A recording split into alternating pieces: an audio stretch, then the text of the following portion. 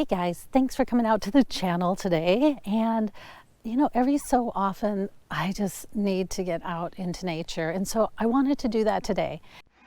And the world's different today. So if you're going to go hiking up here, the first thing you want to do is check for fire reports. And there is a fire nearby. It's about 16 miles away from where I want to hike. And looking through the report on it, it looks like they can't get it out right now, that they do have it contained. So it looks like I can go hiking where I want to go hiking.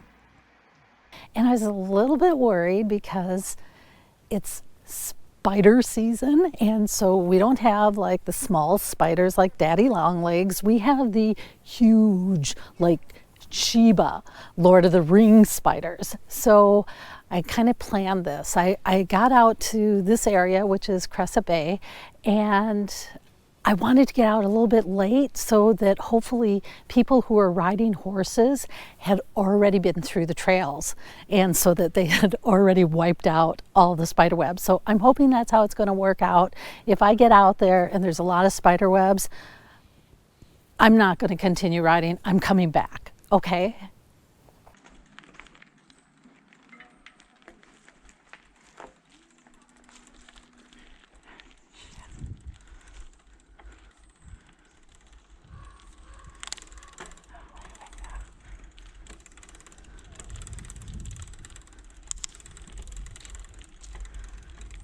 I haven't been riding in over 10 years, so my bike is an antique, so I'm pretty proud of that. I've got an antique mountain bike, and I've got to refigure out how to ride a mountain bike.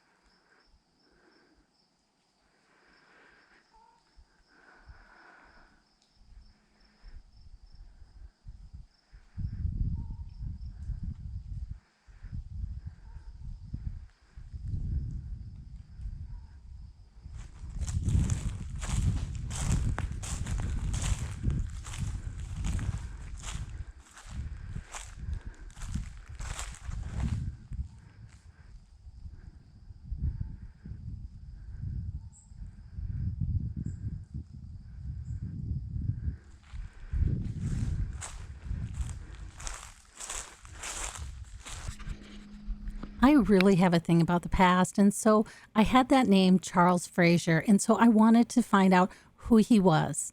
And I found his obituary. He died at the age of 71. His father brought him out here. John Henry Frasier brought him out here in 1890 when he was 22 years old. He has one sibling, William Eugene Frasier. I think he had two siblings, but we'll look at that in a little bit. He was married to Celia Frasier, and he had 6 children. Now, Charles passed in 1939. Celia survived him, but she passed later that year. And in 1939, what was happening? Well, Franklin Delano Roosevelt was the president, and we were still struggling from the Depression. It wouldn't be another year when Europe starts going into World War II that the economy completely changes for the United States. But before all this, something happens. 30 years earlier, William Eugene Frasier, Charles's younger brother by 6 years, dies. And how he dies is really a lot about the history of this area. He was a logger. He was logging for 2 years. He was bringing back 3 tons of logs, and somehow the Lewis River Bridge fails. And he gets trapped. Somehow these people, they get him out from underneath 3 tons of logs, and miracles of miracles, they get him down to Vancouver to the hospital. Now, that's about 20 miles away, and we're talking 1909, before the First World War. So how they did that, how he survived that trip, I don't know. But he gets there, they amputate his leg, and unfortunately, he wasn't able to survive his injuries. Now, his wife, Willina, I'm not sure how to pronounce that, 3 sons and a daughter survive him. And you can see in the obituary, he has another brother, not just Charles, he has a brother named George.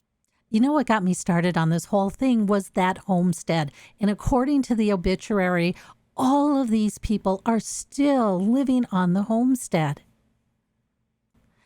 This was really interesting. The person who has to fill out the death certificate was the father. And you see how beautiful his handwriting is? But it shows that they came from Pennsylvania and that they're farmers. I wasn't ready to give this up yet. Now, in almost any cemetery around here, you can find Frasiers, but these people were buried 14 miles away from their homestead in a cemetery called Mountain View Cemetery. Now, I walked this whole cemetery. The first one that I found was Stuart, and that was one of Charles's sons. And what I thought was interesting is that Charles's son, Stuart, had an infant son and daughter who died in 1925, born and died in 1925. So it appears that they died in childbirth. I continued to walk the cemetery, and it was when I was able to walk way into the back, and they call it the old part of the cemetery, that I was able to find John. And really, I wanted to find John, and I wanted to find Charles. So way back in the back of the cemetery, I found John's grave, and he was 80 years old. He died in 1922. So he survived World War I, and he survived the flu. And if we can, you can see he's way in the back of the cemetery. And this is a big plot of Frasier's back here. This was interesting. James Frasier died at 22 years old in 1891, a year after John came out. So I'm guessing that James was another one of his sons. I couldn't find any information on James, but this was the man who started my whole quest, Charles. And I was able to find Charles back here with Celia.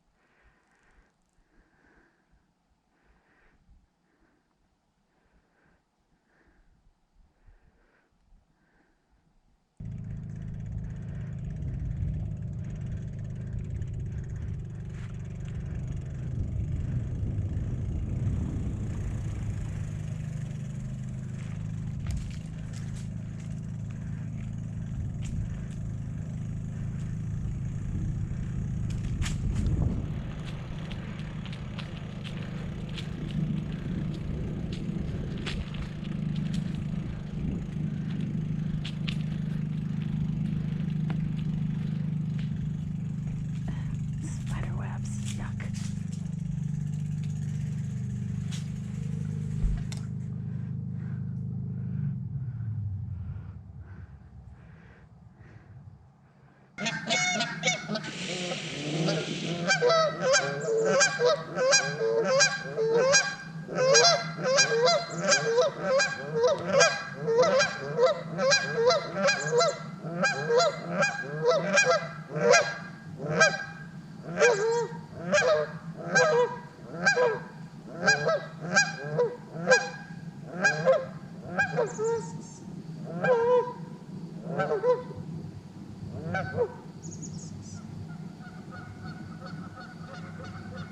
I was here last week and we went that way down to the dam and to the lake. And so this time, this is what I really wanted to see. I want to go up that way. They say there's a lake up there, and so I thought we'd try that, and then you'll pretty much get to see almost everything that you can see out here in Saddle Dam, and you can make a decision on if this is a great place for you to come out to do an easy day hike or to start trying to ride your bike again. And the best one, I think, this one's great for riding horses.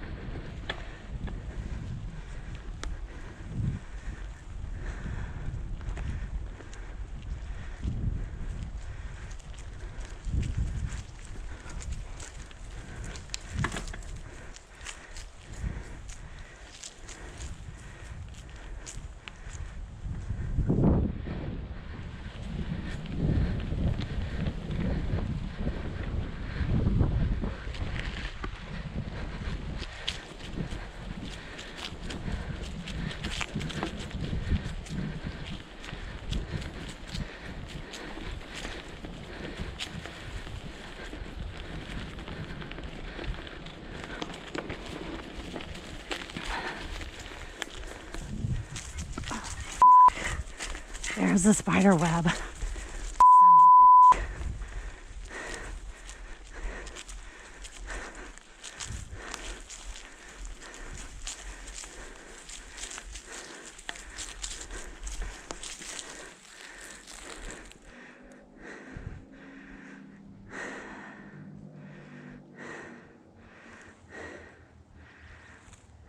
Okay.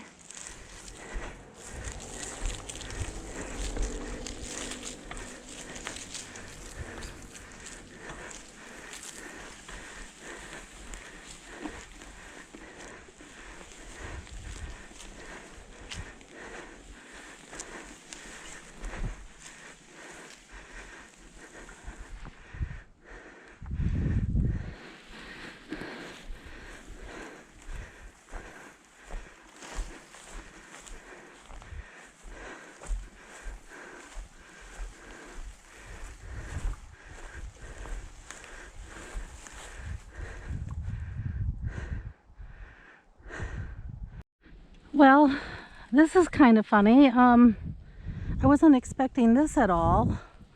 I didn't bring a topo because it looked pretty straightforward. Huh. Looks like we got deer around here. But, yeah.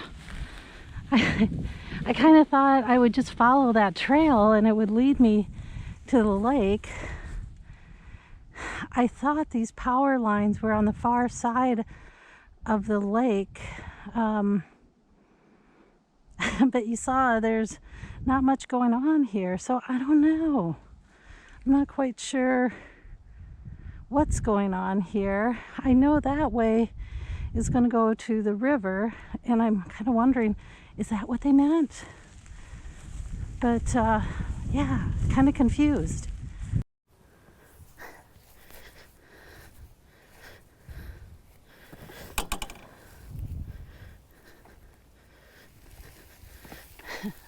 The ground's a little bit squishy because there's a lot of dry grass underneath here.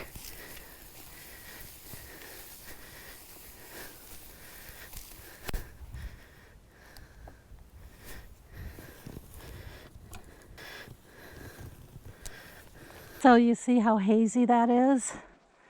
That is the larch fire. It's about, maybe it's like 30. It's right on the river, the Columbia River, and that started last weekend. You can really smell the smoke today.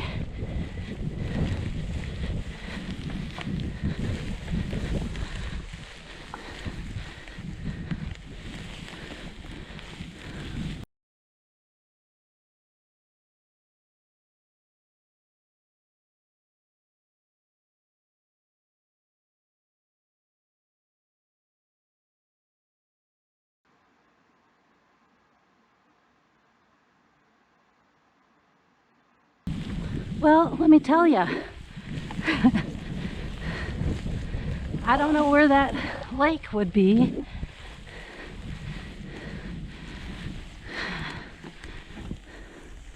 Doesn't look like it's here.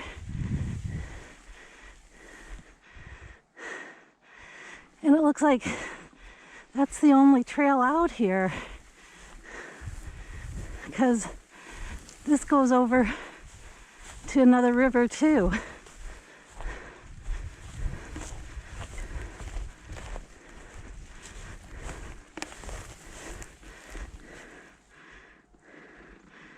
Oh my gosh, it's a praying mantis. He looks just like a stick now. He's been sitting there for a few minutes. Hey guy. There he goes. A little bit of movement there.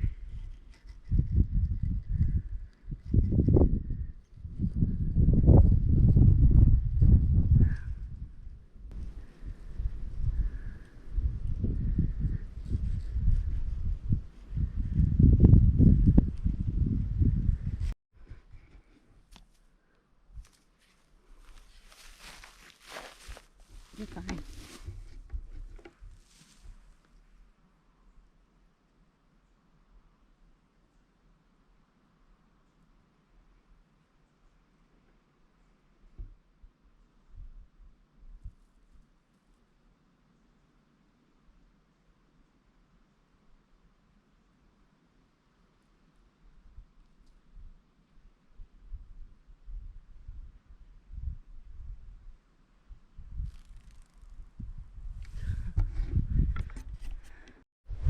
Okay, that's the river on this side.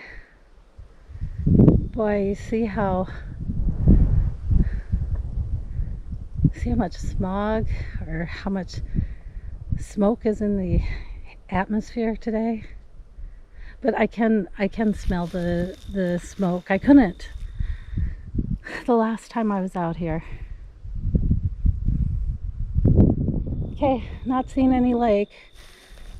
I don't see any other trail. So, okay.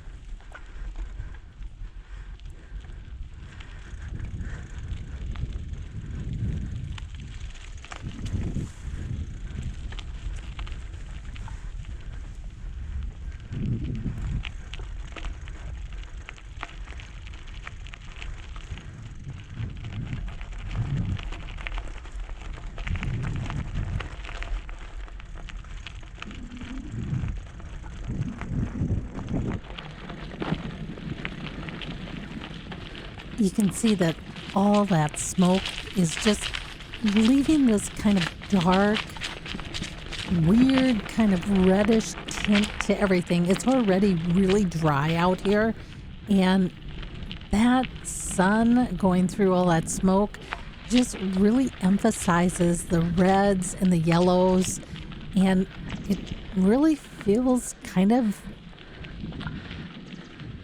eerie.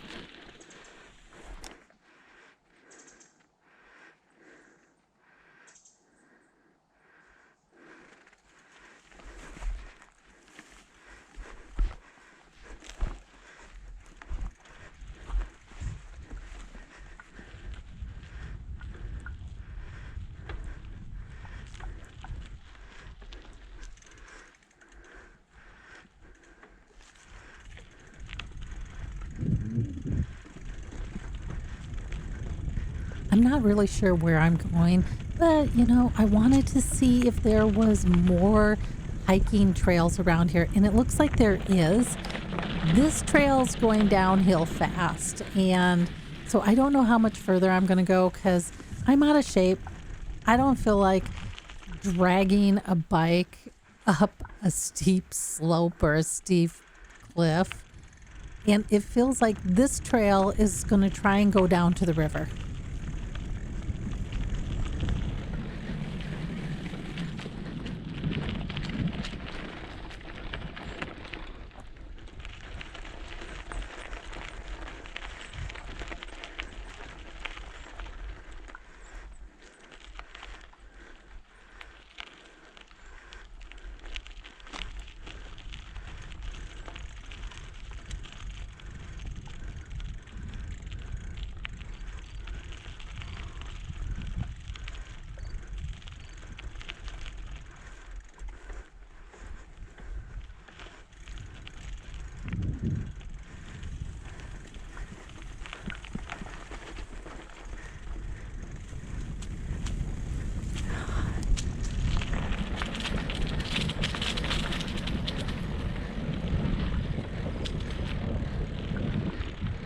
This is actually a really steep drop. So I'm going to get off the bike and I'm just going to check it out and just see where this goes.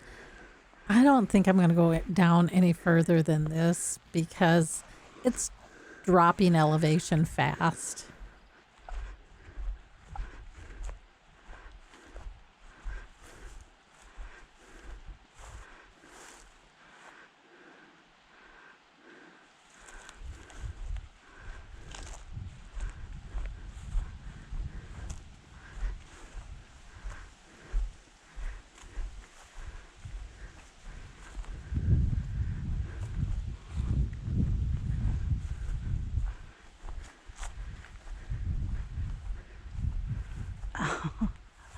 Oh, I found the lake.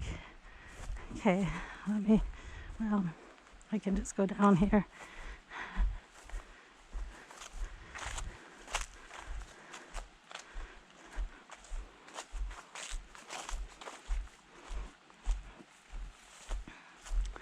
You have to go out behind the burn pile.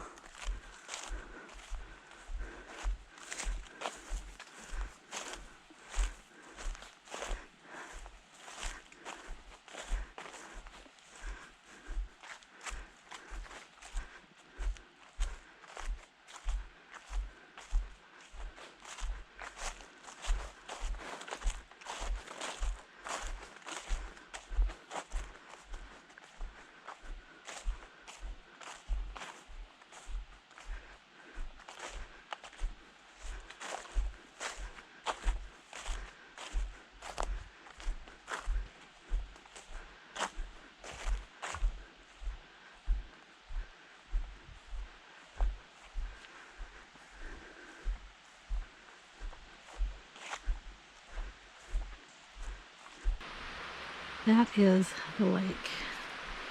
Let's see if we can do this.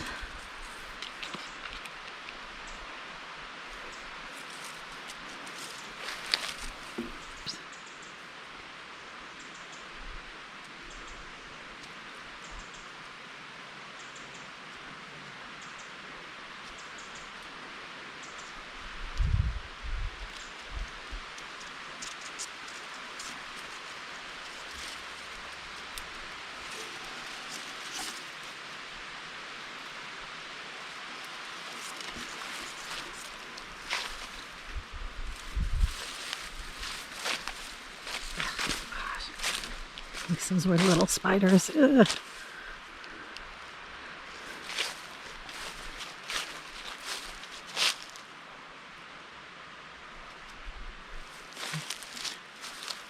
Oh look, here's a little spider. I don't know if you can see him.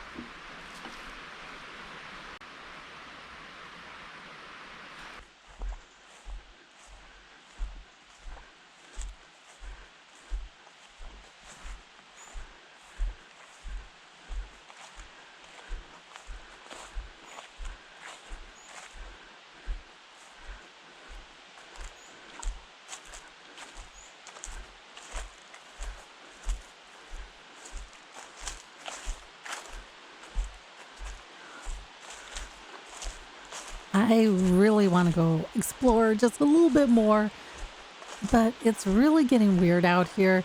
The smoke's gotten so thick. It smells like I'm standing next to a campfire, and the color with the sun coming through all that smoke has really changed. So I'm not really sure that there isn't a fire around me. So I think we got to head back.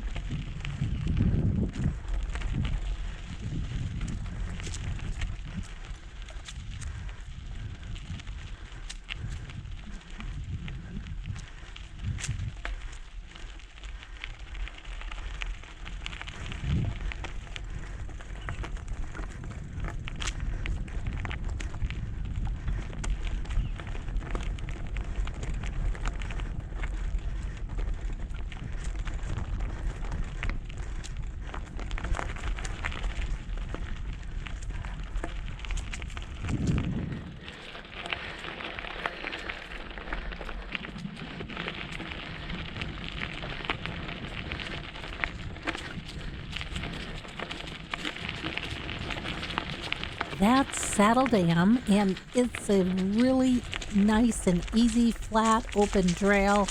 You can walk it, you can ride your bike, you can ride your horse, and it gives you a kind of a flavor of what you're going to see out here. I don't think that any of the trails really can go that far because you're trapped between the river and then they've created some lakes from the dams. So this little area is kind of trapped between a lake and the river. So you're not going to be doing long walks, but you can be doing some walk. And it's a great one for me to start getting used to riding my bike again. Okay, guys, until next time, I will catch you on the other side.